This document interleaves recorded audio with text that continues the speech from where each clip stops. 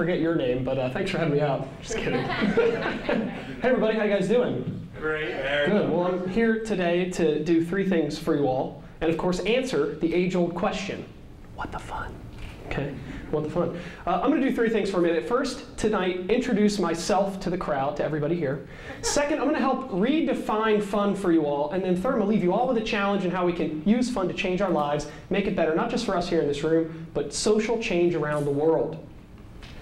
Me, myself, Nat, 6 years ago, became the only guy in the world delivering corporate fun to corporate America consistently. Why? Because this, my friends, is corporate America. I want to introduce you to 3 of my friends. This is Barb, Betty, and that's Bob there in the middle. According to Gallup, the world's largest statistical polling institution, they define, qualify, and quantify 3 types of employees. Okay, 3 types of employees. There's Barb. Barb is up front. She's what they call an engaged employee. Holy smokes, she's actually paying attention in the corporate meeting. This is Betty in the back. Betty's what Gallup calls a disengaged employee. Betty's physically in the meeting, but mentally she's not. She's disengaged. She's actually wondering who on the other side of the table just passed gas and got away with it. Okay. Finally, Bob, my friend Bob. Bob is what Gallup calls an actively disengaged employee. Can you tell? Bob's dead fast asleep in this corporate meeting. Great for Bob, Nat, great for Bob. Great for Bob, but terrible, terrible for business. Gallup suggests the facts, okay? If you have a room full of Barbs, a room full of engaged employees, your numbers for profitability, productivity, retention rates, recruitment rates, you name it, they all go up. You engage people together, they become engaged employees, your outcomes are always better. So how do we do that?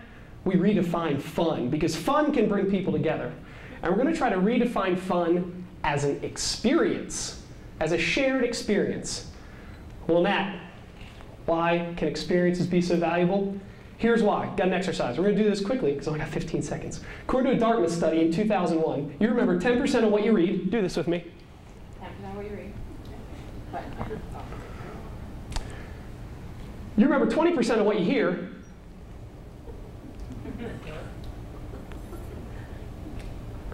Okay. And according to this Dartmouth study in 2001, remember 10% of what you read, 20% of what you hear. You remember 90% of what you do. 1, 2, 3, 4, 5, 6, 7, 8, 9. Let's do it again. 10% of what you read, 20% of what you hear, 90%. It's kind of lost count of what you do. Holy smokes, Nat, experiences can be valuable because they're memorable. It can engage people together. And yes, it's true, any 2 people can find room for a shared experience. Boy, do I mean anyway. My friends Barack and Mitt, yes, even Barack and Mitt, hear their propensities for fun cross over at some point. There's an opportunity for shared fun, for an experience for them to become engaged together. We're going to do another exercise. Here's what I want you to do. I'm going to give you 5 seconds. I want you to think about one fun thing. One fun thing. Fun for you, no one else, because fun is different for me than it is for you, Megan. It's different for me than it is for anybody else in the room. When you have it, raise your hand. 5 seconds.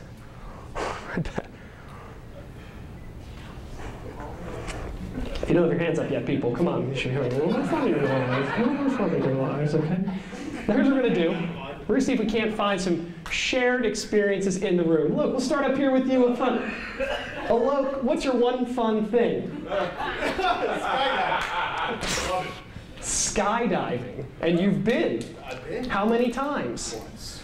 He's been. I go skydiving all the time, man. I've been once. It's awesome. Skydiving. I would love to go with you. I've been once as well. Let's go. We could go together. We could share an experience. How hard was that? It's within our circles. Who's next? Who else has a one fun thing you'd like to share? Megan, here in the middle. Motorcycle riding. Motorcycle riding. You could drive. I'll ride on the back. It'd be exciting. What do we call that? That would be quite a shared experience, wouldn't it? So there we go. 2 people, pretty simple. We can find that shared experience for fun, become more engaged with each other in the process. But what's the truth about the world today? Well, typically a group isn't 2 people, it's 5. What happens to that opportunity of fun? Becomes less and less and harder to find. What about a typical corporate group? Oh my God, there's no fun to be had. The shared experience is so small, you got to find it so people can engage together and actually create a memory. Okay, so here's my challenge for you. I'm going to leave you with a challenge. It's called, what the fun are we going to do in this room? To engage together, to not just change corporate America, that's one thing that's great, but social change. Go back to that picture at the beginning of Barb, Betty, and Bob. What if that wasn't a picture of a corporate meeting? What if that was a picture of your family dinner? You're laughing. Is it a picture of your family dinner?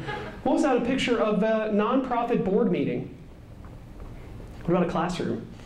Or education, productivity, profitability? You name it, the outcomes are better if you can come engage. So here's your challenge. When we leave tonight, ask somebody what their one fun thing is. And there's barriers to doing this. You might not want to talk to somebody. I get it, I understand.